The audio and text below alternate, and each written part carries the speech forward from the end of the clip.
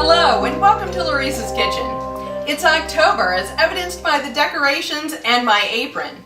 And yes, you may have noticed that we've got a few new appliances and some construction going on back there. Now before I get started with Halloween cooking in earnest, I've got a couple of requests I'd like to get out of the way first.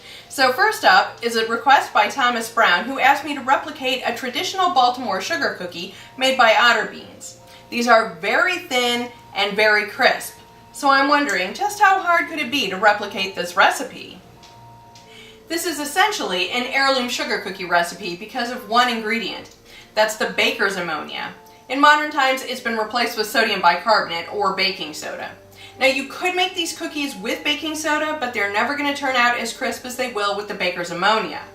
We're going to start this recipe by dissolving the ammonia in the milk and then creaming the fats and the sugar.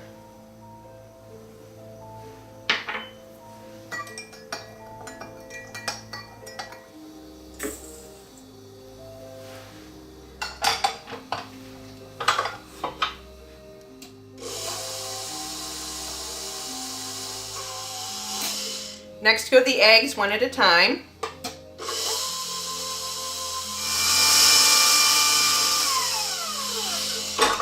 Don't forget to scrape down the sides.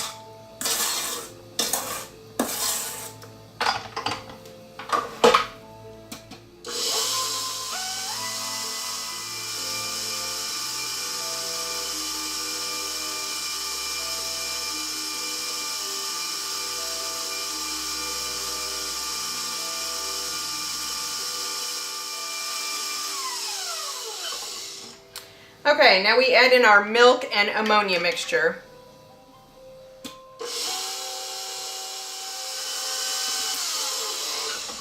And now we're adding in our flour, a cup at a time, until we have a moderately stiff dough. That'll probably be a little over 5 cups.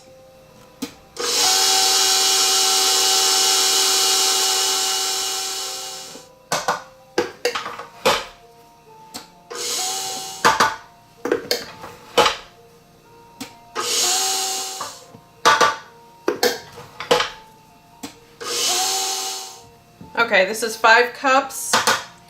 We'll see if we need any more. Okay, this is still really loose at the bottom, so I'm going to add another ½ cup.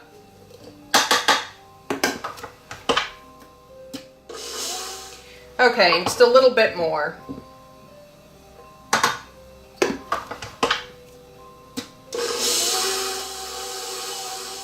Alright, so even though that was close to 6 cups of flour, this is still pretty soft. We're going to divide it into 3 different sections, shape this into a disc, and then this is going in the refrigerator overnight to set up.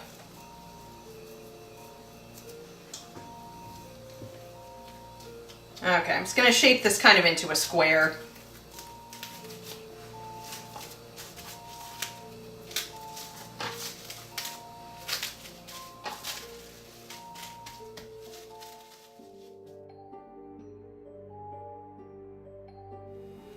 I have my convection oven preheated to 325 degrees. I've made this in both the regular oven and the convection oven, and I found you just need that fan for these cookies to work right. I've also got my rolling pin fitted with these 1/8 inch bands because we need this cookie dough rolled out thinly and evenly. Now you're also going to need a smooth surface, so I've got my cutting board on top of the tiles. Let's get to these cookies. I found that if you use half the dough at a time, it works best. I have a piece of parchment paper down. This is going to go on the baking sheet. Okay, this goes back in the refrigerator. And so we use as little flour as possible. I'm covering this with a sheet of plastic wrap. That's how we're rolling this. Okay, so we just want to roll this to 1/8 of an inch thick. Alright, let's peel off the plastic wrap.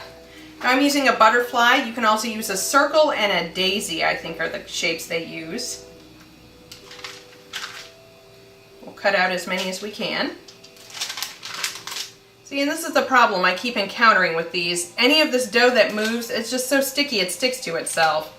Alright, so peel this away as best as possible.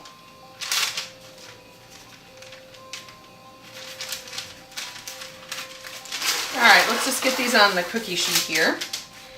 And now these are going in the oven for about 25 minutes.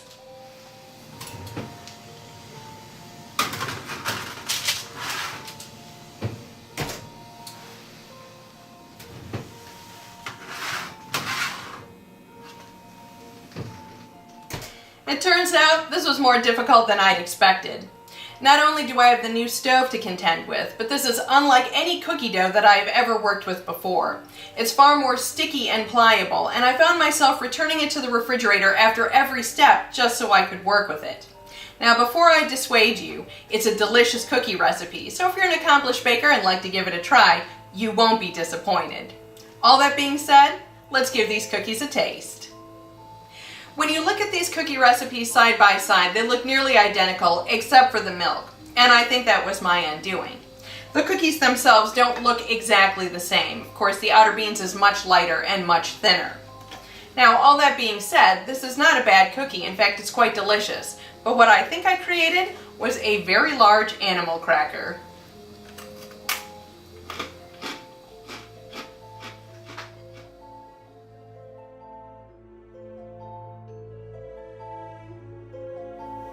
We're so glad you stopped by our kitchen. If you enjoyed this video, give the like button a click and don't forget to leave a comment. We're always happy to hear from you. If you haven't already, subscribe to our channel and don't keep us a secret. Share our videos with your friends and family and keep up with us on Twitter and Facebook for upcoming videos and the random cat picture.